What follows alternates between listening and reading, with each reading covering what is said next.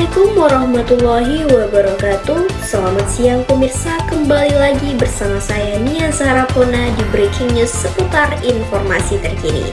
Pada kali ini saya akan menginformasikan beberapa solusi mengenai dari persoalan-persoalan ujian akhir semester mata kuliah profesi keguruan dosen pengampu Ibu Umi Nur Afini Wijayanti MPD. Baik, untuk informasi yang pertama yaitu mengenai persoalan di mana ketika siswa-siswi tidak mengerti pembelajaran genetika namun memiliki minat yang tinggi dalam pembelajaran tersebut. Bagaimana untuk seorang guru meningkatkan kompetensi pedagogiknya dan kompetensi profesional? Jadi untuk menjawab pertanyaan ini, informasi yang dapat saya laporkan yaitu yang pertama, seorang guru harus mengidentifikasi terlebih dahulu sistem pembelajaran setiap siswa-siswinya.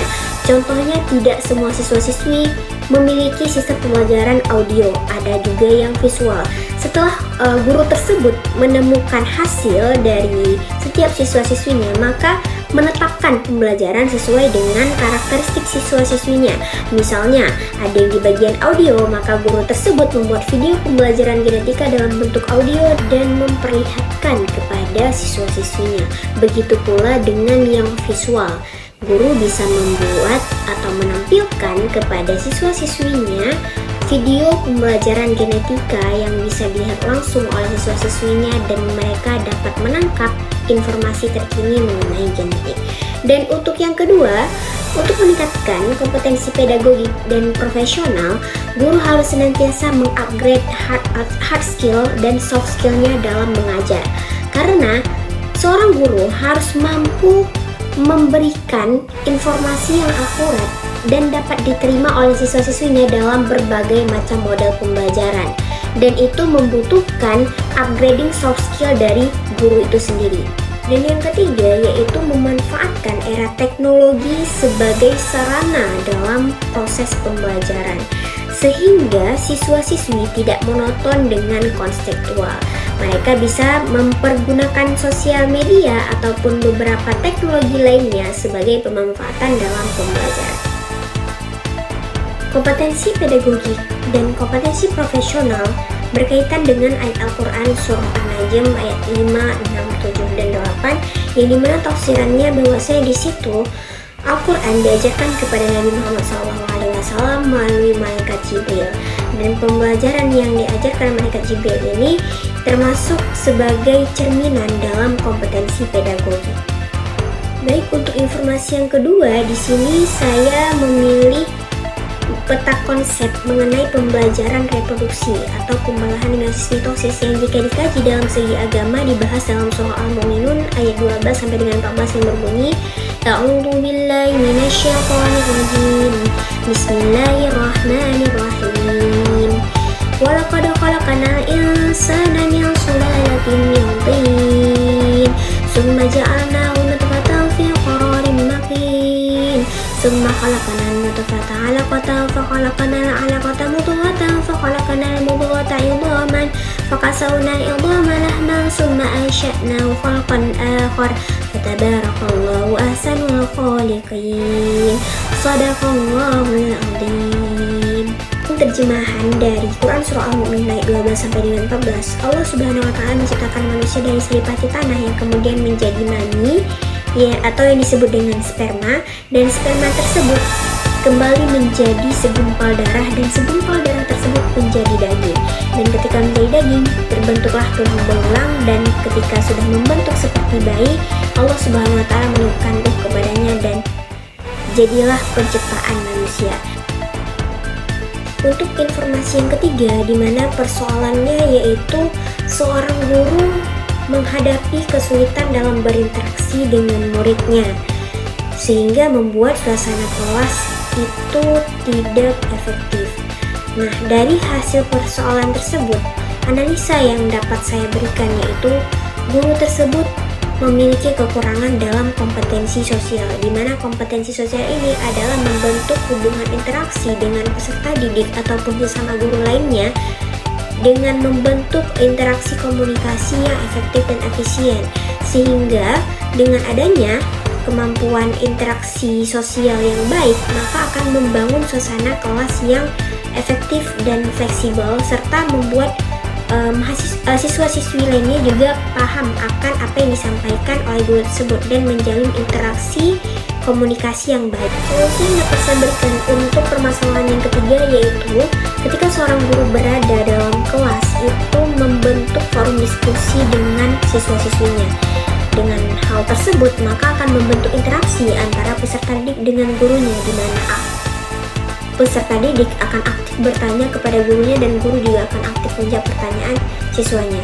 Selain itu juga memanggil siswanya untuk menjawab beberapa persoalan yang dibahas pada saat diskusi, menunjuk siswa untuk maju ke depan, memberikan saran, memberikan kritik atas pembelajaran, sehingga membentuk interaksi ataupun komunikasi yang baik dalam pembelajaran tersebut. Untuk permasalahan yang keempat yaitu di mana seorang guru kurang mampu membangun interaksi dengan guru lainnya. Nah, ini juga termasuk dalam permasalahan kompetensi sosial karena kurangnya interaksi antar sama guru. Solusi yang dapat saya berikan yaitu yang pertama, guru tersebut harus aktif masuk dalam komunitas yang ada di sekolah. Dan yang kedua, aktif berinteraksi dengan memberikan pernyataan, menjawab pertanyaan, berkontribusi, menukar jawaban dengan sesama guru lainnya. Dan yang ketiga yaitu menjalin hubungan dengan warga sekolah ataupun lingkungannya, mencoba untuk mengeluarkan aspirasi. Untuk persoalan yang kelima mengenai keterampilan abad ke-21. Abad ke-21 ini meliputi cara berpikir kritis, pemecahan masalah, komunikasi, kreativitas, inovasi, serta kolaborasi.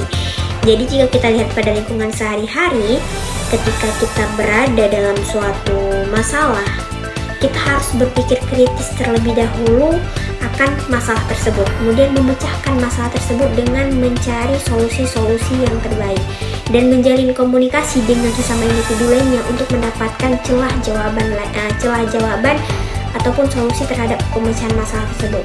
Selain itu kita juga harus berkreativitas dan inovasi dari perkembangan yang ada untuk memecahkan masalah yang ada dan berkolaborasi dengan individu lainnya untuk mendapatkan jawaban serta solusi terhadap pemecahan masalah. Selain keterampilan abad 21, ada juga yang dinamakan dengan TPEC, Technological Pedagogical Content Knowledge. Itu merupakan revolusi dari upgrading era 5.0 di mana pembelajaran sekarang lebih berbasis kepada teknologi.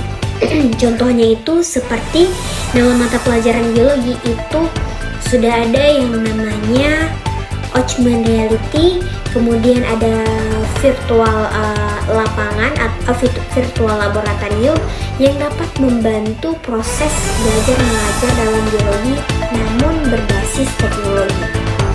Baik, untuk persoalan yang keenam yaitu mengenai mini riset. Jadi pada awalnya kami melakukan literatur review dari beberapa artikel mengenai pengetahuan TPEC, Technological Pedagogical Content Knowledge. Yang kami cari yang pertama adalah apa itu TPEC, dan yang kedua bagaimana pengembangan dari TPEC sendiri serta pengukuran dari TPEC. Setelah itu, setelah kami mendapatkan dasar-dasar dari pengertian, kemudian pengembangan serta pengukuran dari TPEC sendiri, kami kemudian melakukan mini riset atau wawancara kepada salah seorang guru yang ada di SMA Negeri 13 Banda Aceh menanyakan mengenai penggunaan TPEC yang ada di sekolah tersebut. Dan guru tersebut merupakan guru yang memegang mata pelajaran biologi. Dan beliau mengatakan bahwasanya di SMA Negeri 13 Banda Aceh telah melaksanakan proses pembelajaran berbasis TPEC. TPEC yang dilaksanakan di SMA Negeri 13 Banda Aceh tidak hanya pada mata pelajaran biologi, namun pada seluruh mata pelajaran, dan seluruh warga sekolah di SMA Negeri 13 Banda Aceh sudah menggunakan proses pembelajaran menggunakan TPEC. Paling dasar yaitu menggunakan quizzes untuk mengevaluasi setiap pencapaian mahasiswa dalam bentuk ujian. Jika dalam mata pelajaran biologi sendiri, TPEC yang sudah direalisasikan yaitu multimedia, pembelajaran interaktif NPI, kemudian augmented reality, kemudian ada virtual laboratorium, dan video pembelajaran. Akhir dari evaluasi mini riset mengenai intervensi-intervensi yang telah dilaksanakan di SMA 13 Banda Aceh mengenai TIPEK, guru dari SMA 13 Banda Aceh sendiri menyebutkan bahwasanya penggunaan TIPEK lebih relevan dibandingkan menggunakan kontekstual karena prinsip guru yang ada di sana yaitu mengikuti bagaimana era perkembangan zaman. Apabila ada teknologi yang bisa digunakan sebagai sarana, maka itu akan dijadikan sebagai sarana untuk membantu proses pembelajaran di sekolah SMA Negeri 13 Banda Aceh. Sekian informasi terkini bersama saya Nia Zahra Pona. Saya mohon pamit undur diri. Sampai berjumpa kembali di breaking news selanjutnya. Wassalamualaikum warahmatullahi wabarakatuh.